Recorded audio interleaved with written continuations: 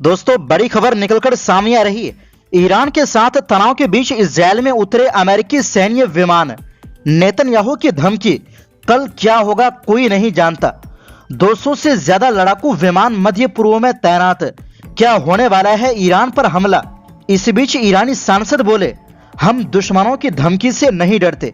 जानेंगे क्या है पूरा मामला। अगली खबर में आपको बताएंगे। वेस्ट बैंक में इजरायल के फैसले के बाद 57 मुस्लिम देशों का संगठन ओआईसी ने जेद्दा में बुलाई इमरजेंसी बैठक।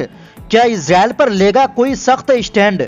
और साथ में आपको बताएंगे रूस की परमाणु ताकत और बढ़ेगी। यूक्रेन युद्ध के 4 साल पर पुतिन ने किया बड़ा ऐलान। अमेरिका समेत दुश्मनों की बड़ी टेंशन। तो बिना समय गवाए बात करते हैं खबरों की। दोस्तों, मध्य पूर्व में बढ़ते तनाव के बीच जब वाशिंगटन ईरान पर संभावित हमले की तैयारी करता दिख रहा है, तब अमेरिका की सैन्य गतिविधियां तेज हो गई। इजरायली अखबार यनेट के मुताबिक सोमवार को अमेरिकी सैन्य ट्रांसपोर्ट और ईंधन भरने वाले विमान तेल अवीव के बेन गुरियन एयरपोर्ट पर खड़े देखे गए। ये तैनाती क्षेत्र में अमेरिका के बड़े पैमाने पर सैन्य मजबूती का हिस्सा मानी जा रही है। इस बीच अमेरिकी aircraft carrier USS Gerald R Ford को कैरेबियन से रवाना होने के बाद क्रीट के पास देखा गया। रिपोर्टों के अनुसार इसे संभावित ईरानी जवाबी हमले की स्थिति में इजरायली शहरों की रक्षा में मदद के लिए आगे बढ़ाया गया है। इजरायल के प्रधानमंत्री बेंजामिन नेतन्याहू ने संसद में 40 हस्ताक्षर वाली बहस के दौरान क्षेत्रीय हालात पर बयान दिया। उन्होंने कहा कि हम बहुत जटिल और चुनौतीपूर्ण दिनों से गुजर रहे हैं। कोई नहीं जानता कि कल क्या होगा। हम हर स्थिति पर नजर रखे हुए हैं और हर हालात के लिए तैयार हैं। उन्होंने ईरान की ओर इशारा करते हुए चेतावनी दी कि अगर आयतुल्ला शासन ने इजरायल पर हमला करने की गलती की तो जवाब ऐसी ताकत से दिया जाएगा जिसकी वो कल्पना भी नहीं कर सकते। उन्होंने ये भी कहा कि ये आंतरिक राजनीति का समय नहीं बल्कि एकजुट होकर खड़े होने का समय है। उधर ये अभी साफ नहीं है कि अमेरिकी राष्ट्रपति डोनाल्ड ट्रंप ने अंतिम फैसला लिया है या नहीं। गुरुवार को स्विट्जरलैंड के जिनेवा में उनके दूत स्टीव विटकॉफ और ईरान के विदेश मंत्री अब्बास अरागची के बीच बातचीत तय है। तनाव बढ़ने के संकेत उस समय और स्पष्ट हुए जब अमेरिका ने लेबनान से अपने नागरिकों को निकालना शुरू किया। बेरूत स्थित अमेरिकी दूतावास के गैर जरूरी स्टाफ और उनके परिवारों सहित लगभग 50 लोगों को निकाला गया। अमेरिकी विदेश विभाग के एक वरिष्ठ अधिकारी ने कहा कि सुरक्षा हालात की समीक्षा के बाद दूतावास में सिर्फ जरूरी कर्मियों को ही रखा जा रहा है। उन्होंने स्पष्ट किया कि ये कदम अस्थायी है और कर्मचारियों की सुरक्षा के लिए उठाया गया है। सुरक्षा विश्लेषण के मुताबिक इस समय मध्य पूर्व में 200 से ज्यादा अमेरिकी लड़ाकू विमान तैनात है और यूरोप समेत कुल संख्या 300 से अधिक बताई जा रही है। इनमें F-15, F-35 और F-22 जैसे स्टेल्थ जेट शामिल है। इसके अलावा 100 से ज्यादा ईंधन भरने, निगरानी, कमांड और ट्रांसपोर्ट विमान भी क्षेत्र में मौजूद है। अमेरिकी नौसेना के 2 बड़े aircraft carrier USS Abraham Lincoln और यूएसएस गेराल्ड आर फोर्ड के साथ 12 विध्वंसक जहाज भी तैनात है और अतिरिक्त जहाजों के भी रास्ते में होने की खबर है। वहीं दूसरी ओर ईरानी संसद के राष्ट्रीय सुरक्षा और विदेश नीति आयोग के अध्यक्ष इब्राहिम अजीजी ने साफ शब्दों में कहा है कि ईरान किसी भी धमकी से डरने वाला नहीं है। उन्होंने अमेरिका को सलाह दी कि वो परमाणु बातचीत के मौके का इस्तेमाल करे ताकि हालात संभाले जा सकें और उसे पीछे हटने का सम्मानजनक रास्ता मिल सके।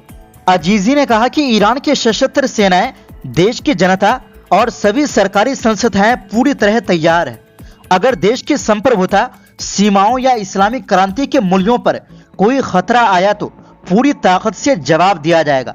उनके मुताबिक ईरान ने हमेशा अपनी पूरी क्षमता का इस्तेमाल करके खतरों को बेअसर करने की कोशिश की है और पिछले अनुभवों से सबक लेकर आगे बढ़ा है। उन्होंने कहा कि ईरान अपनी विदेश नीति पूरी समझदारी और राष्ट्रीय हितों को ध्यान में रखकर तय करता है। देश की सुरक्षा को लेकर पूरी तैयारी है और खुफिया स्तर पर भी चौकसी बढ़ती जा रही है। हाल के दिनों में अमेरिका की तरफ से आई धमकियों का जिक्र करते हुए अजीजी ने चेतावनी दी कि अगर अमेरिका ने कोई भी आक्रामक कदम उठाया तो उसे कड़ा और निर्णायक जवाब मिलेगा।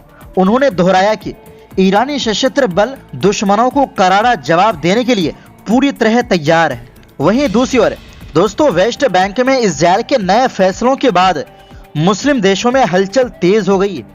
इसी वजह से ऑर्गेनाइजेशन ऑफ इस्लामिक कोऑपरेशन यानी OIC ने जेद्दा में अपने विदेश मंत्रियों की आपात बैठक बुलाने का ऐलान किया है।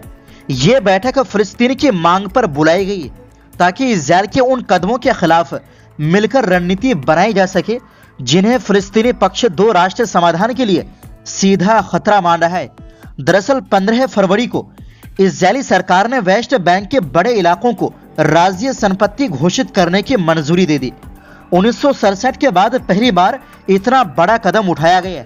रिपोर्ट्स के मुताबिक अब जमीन के रजिस्ट्रेशन दोबारा खोले जाएंगे। पुराना जॉर्डन का वो कानून खत्म किया जाएगा जिसमें यहूदियों को जमीन बेचने पर रोक थी और सालों से छिपाए गए जमीन के रिकॉर्ड भी सामने लाए जाएंगे। आसान शब्दों में कहें तो वेस्ट बैंक की जमीन को लेकर बड़ा खेल शुरू हो चुका है। फिलिस्तीनी अधिकारियों का कहना है कि ये कदम असल में वेस्ट बैंक को धीरे धीरे इजरायल में मिलाने की तैयारी है। अगर ऐसा होता है तो अलग फिलिस्तीनी राज्य का सपना लगभग खत्म हो सकता है। संयुक्त राष्ट्र जिस 2 राष्ट्र समाधान की बात करता है वो जमीन पर और मुश्किल हो जाएगा। अब जेद्दा में 57 मुस्लिम देशों के विदेश मंत्री बैठेंगे और तय करेंगे कि आगे क्या किया जाए। OIC पहले भी फिलिस्तीन के मुद्दे पर कूटनीतिक दबाव बनाने का मंच रहा है, लेकिन इस बार उम्मीद है कि सिर्फ बयानबाजी नहीं बल्कि कुछ ठोस कदमों पर बात होगी, जैसे संयुक्त कूटनीतिक दबाव, कानूनी लड़ाई या आर्थिक कदम। सीधी बात यह है कि वेस्ट बैंक को लेकर हालात फिर गर्मा गए हैं। फिलिस्तीनी पक्ष इसे अपने भविष्य पर सीधा वार मान रहा है और मुस्लिम देश अब एकजुट होकर जवाब देने की तैयारी में है। आगे क्या कदम उठते हैं इस पर पूरी दुनिया की नजर रहेगी। वहीं दूसरी ओर दोस्तों, रूसी राष्ट्रपति व्लादिमीर पुतिन ने यूक्रेन युद्ध के 4 साल पूरे होने के अवसर पर देश की परमाणु ताकत बढ़ाने का ऐलान किया।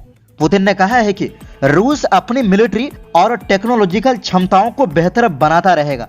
उन्होंने ये भी कहा कि इस मामले में न्यूक्लियर ट्रायड एक बिना शर्त प्राथमिकता है। पुतिन ने यह ऐलान तब किया है जब रूस और अमेरिका के बीच हुई न्यू स्टार्ट संधि समाप्त हो चुकी। इसके टूटने से दोनों देशों के बीच परमाणु हथियारों पर लगी कानूनी सीमाएं यानी 1550 से तैनात वारहेड हट गई, जिससे एक नई अनकंट्रोल परमाणु हथियारों की होड़ शुरू होने और वैश्विक अस्थिरता बढ़ने का गंभीर खतरा पैदा हो गया है। पुतिन ने रूस के न्यूक्लियर वारहेड को बढ़ाने का ऐलान सोमवार को defender of the fatherland day के मौके पर एक वीडियो संबोधन में किया। उन्होंने यूक्रेन के खिलाफ चल रहे सैन्य अभियान में रूसी सैनिकों की तारीफ की और कहा कि युद्ध से मिले अनुभव के आधार पर सेना और नौसेना को और आधुनिक बनाया जाएगा। साथ ही रूस की साइंस और हाईटेक इंडस्ट्री की मदद से सभी सैन्य शाखाओं की कॉम्बैट रेडीनेस बढ़ाई जाएगी। पुतिन ने कहा कि न्यूक्लियर ट्रायड का विकास रूस की सुरक्षा की गारंटी है और इससे वैश्विक शक्ति संतुलन यानी स्ट्रेटेजिक डिटरेंस बनाए रखने में मदद मिलती है। उनके बयान के बाद अटकलें तेज हो गई है कि दुनिया एक बार फिर परमाणु हथियारों की रेस की तरफ बढ़ सकती है। रूस के पास पहले से ही दुनिया का सबसे बड़ा परमाणु हथियार भंडार माना जाता है, जिसका बड़ा हिस्सा सोवियत संघ के समय से मिला। 1991 में सोवियत संघ के टूटने के बाद हजारों परमाणु हथियार रूस के पास आए। इतिहास में रूस ने तसार बॉम्बा जैसे 50 मेगाटन से ज्यादा ताकत वाले परमाणु बम का भी परीक्षण किया था। आज भी परमाणु हथियार रूस की रक्षा नीति का अहम हिस्सा है, जिनमें जमीन आधारित मिसाइलें, पनडुब्बियों से दागे जाने वाले हथियार और स्ट्रेटेजिक बॉम्बर एयरक्राफ्ट शामिल है। तो दोस्तों, फिलहाल के लिए इस रिपोर्ट में बस इतना ही। फिर मिलते हैं एक नए रिपोर्ट्स के साथ।